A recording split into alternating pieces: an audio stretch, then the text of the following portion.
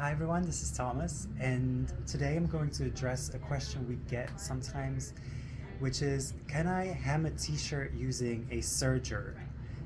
You don't have a cover stitching machine, but you do have a serger and you still want to hem your t-shirt.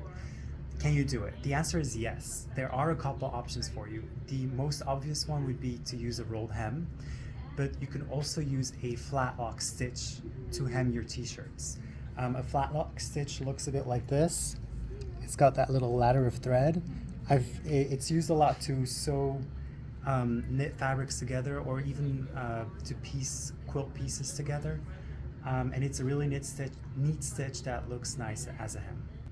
So to do our flatlock hem today, we're going to use the L860 by Bernina, which is the serger only air threading machine. So that's really makes it really easy to thread. You just hold it up here, push the pedal, and it brings it right through. This is my lower looper. It takes 2 seconds and you're threaded. So now that my machine is threaded, when I'm hemming with a flatlock, I prefer to use the blind stitch foot instead of the standard foot.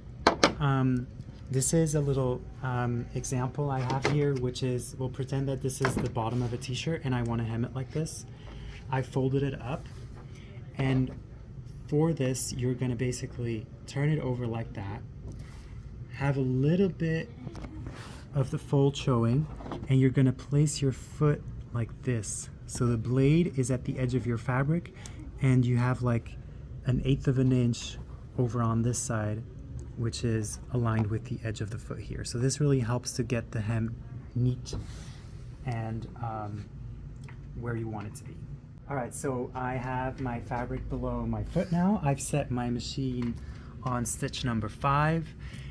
This machine sets the tensions for me, but if yours doesn't, you're basically just bringing the tension of the needle down and bringing the tension of the lower looper up. I am using the left needle in this case, and I'm just going to start sewing.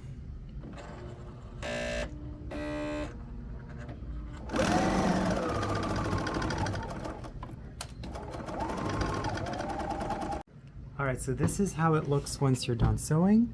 It looks like a serge.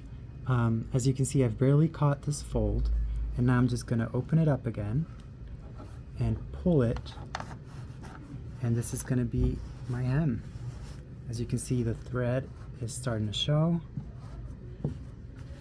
and on the bottom it's nicely caught and nice and flat. That's why they call it a flat lock. It's flat and completely encased on the bottom, and you have this ladder on top, and this actually makes a really nice and stretchy hem, which is perfect for t-shirts. To finish up, I just wanted to show you an example of a retail shirt which has used this technique as well. This one here, you can see that they have a smaller flat lock on the bottom, on the sleeves, and they've also added one to attach the sleeves to sort of tie it all in.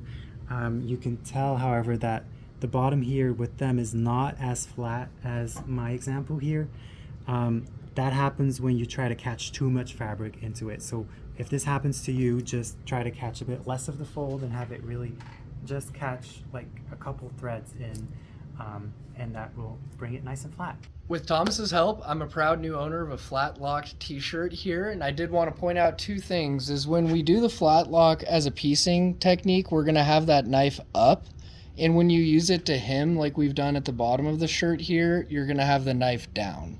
So just 2 little subtle differences, giving a lot of style to this shirt.